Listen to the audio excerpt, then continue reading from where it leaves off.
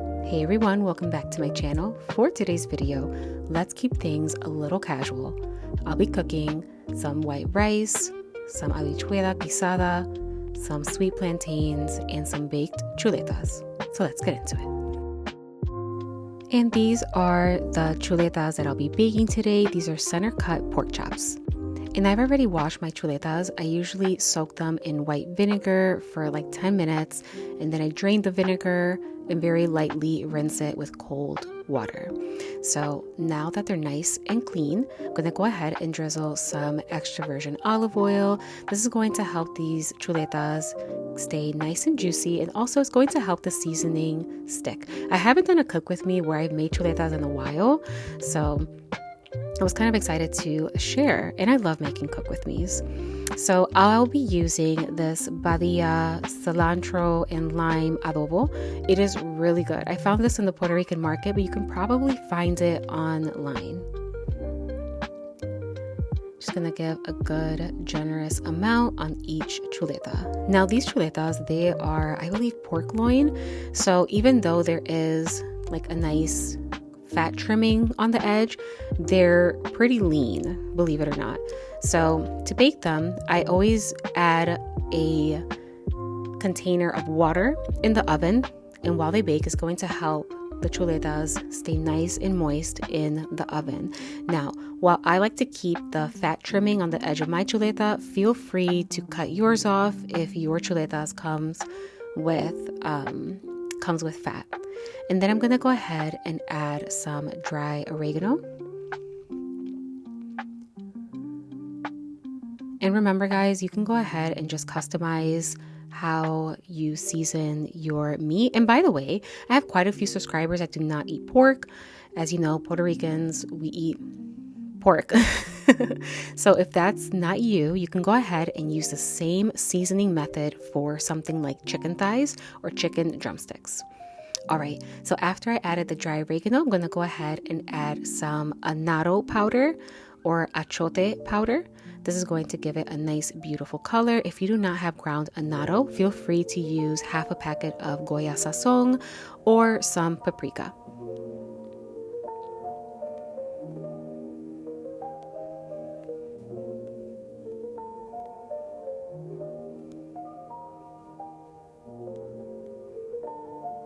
And then I'm going to add some garlic powder. So in the all-purpose seasoning that I added in the beginning, it obviously has garlic powder, onion powder, oregano, all those things, but I like to add extra seasonings after that, just without the extra salt.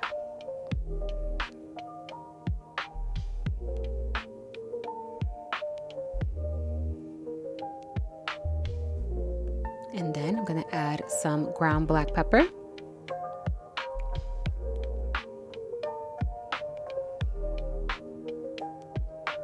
Want to make sure my pork chops are nice and seasoned. And by the way, if you don't know what chuletas are pork chops.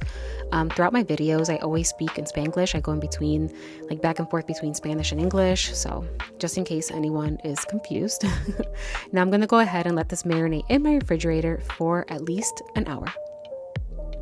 So I went ahead and lined a cookie sheet with aluminum foil because it makes cleanup so much easier. And I sprayed it with some cooking spray, and I'm gonna go ahead and place my chuletas on the baking sheet. Now I have my oven preheated to 375 degrees, and I find that to be the perfect temperature for baking pork chops. And then I'm gonna go ahead and place my chuletas on the top rack because that's what I like to do, but you can also place them in the middle rack. As you can see, I have a pan with water that's going to create steam in the oven and keep the pork chops juicy. All right, now let's go ahead and make the beans. All right, now I'm gonna go ahead and make my beans. When I cook, I always like to cook in steps. I do one thing at a time. That way it's not overwhelming. So I have my caldero here, my little mini caldero for beans, and I have it over medium heat. I'm gonna add about a tablespoon of some annatto oil or aceite de achote. I made this aceite de achote a while back, and I'm gonna use it. And once it's nice and heated up, I'm gonna go ahead and add 2 strips of bacon, and I'm gonna saute the bacon until it is nice and golden brown.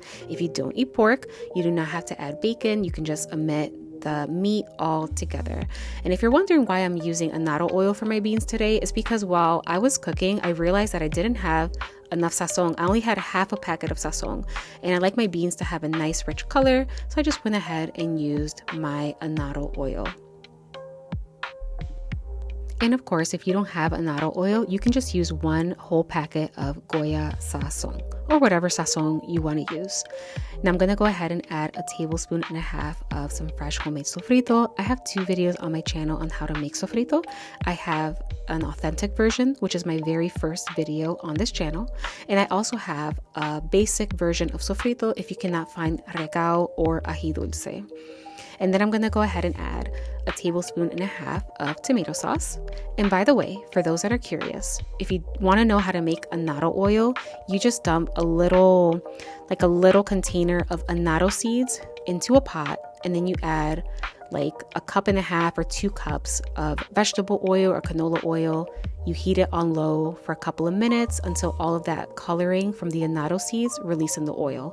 You let it cool, you strain it, and you place it inside a mason jar. Super easy.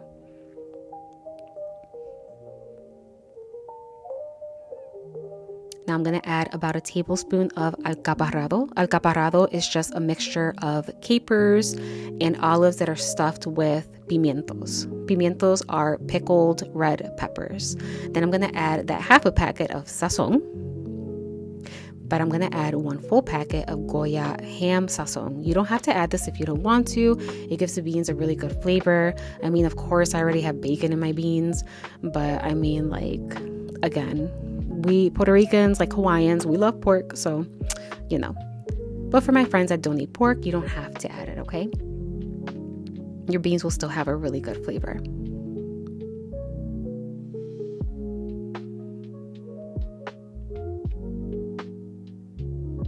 Then I'm going to add just a little bit of oregano leaves. And then I'm going to add my can of beans. These are red beans. These are not the same as kidney beans. Kidney beans have a completely different flavor and they're a little sweeter. These are small red beans. And as you can see, this brand is from Walmart. It's the generic Great Value Walmart brand.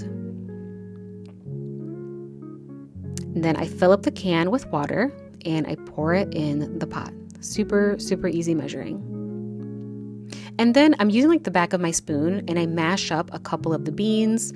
So what this is going to do is it's going to help the broth get nice and rich. Now, of course, you can add potatoes in your beans, but sometimes I'm lazy and I don't want to add papas inside my beans. But I still want like the broth to be nice and rich. So this is what I do. It's a little hack. All right, now I'm going to let that continue cooking on about medium-low with the lid on. And then in a medium-sized caldero, I'm going to go ahead and add 2 tablespoons of extra virgin olive oil. I'm going to add about 1 teaspoon of salt. And then I will add 2.5 cups of water.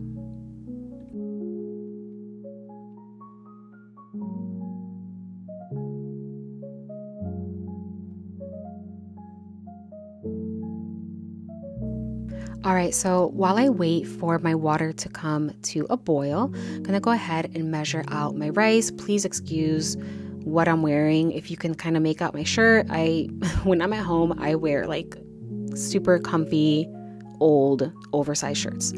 I'm not here for the aesthetics, okay? I'm gonna go ahead. As you can, oh my God, there's like a giant bleach stain on my shirt.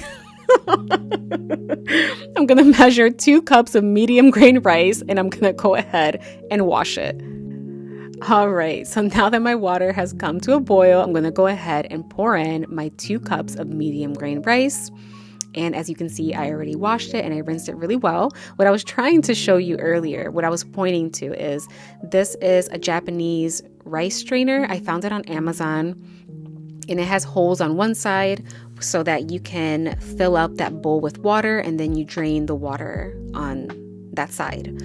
All right, so now that my rice is in my caldero, I give everything a good stir and I'm going to wait until it comes to a simmer. And once my rice comes to a simmer, I go ahead and place the lid on my pot and I let it cook on medium heat for about 9 to 10 minutes. And after 10 minutes on medium heat with the lid on, most of the water has evaporated. That's why I love this caldero, because it has a glass lid, so I can kind of make out how the rice is looking so far. All right, so after that, I'm gonna go ahead and stir everything really well just to make sure that the oil and the salt are well combined. And then I make like a little mountain. I bring my rice to the middle, that way it doesn't stick too much to the sides of the caldero. Then I'm gonna set my heat to low and let it continue cooking. All right, now let's go ahead and fry up this deliciously ripe plátano. And to prepare my plantains, I cut off the ends and then I make a slit along the backside of the plantain. And then I very easily remove the peel. And a quick tip, when you are in the grocery store picking out plantains, try to not go just for the biggest plantains, go for the heavier ones.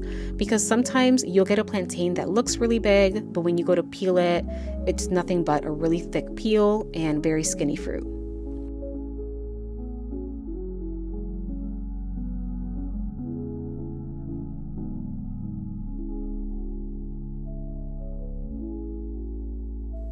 And just like that, dinner is done.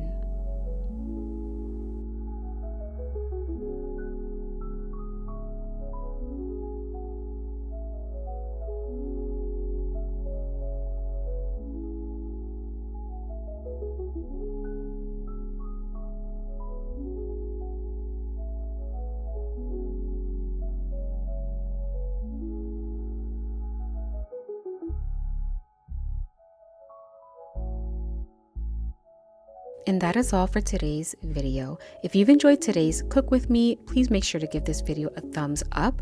Also, subscribe to the channel if you haven't already, and be sure to hit that notification bell.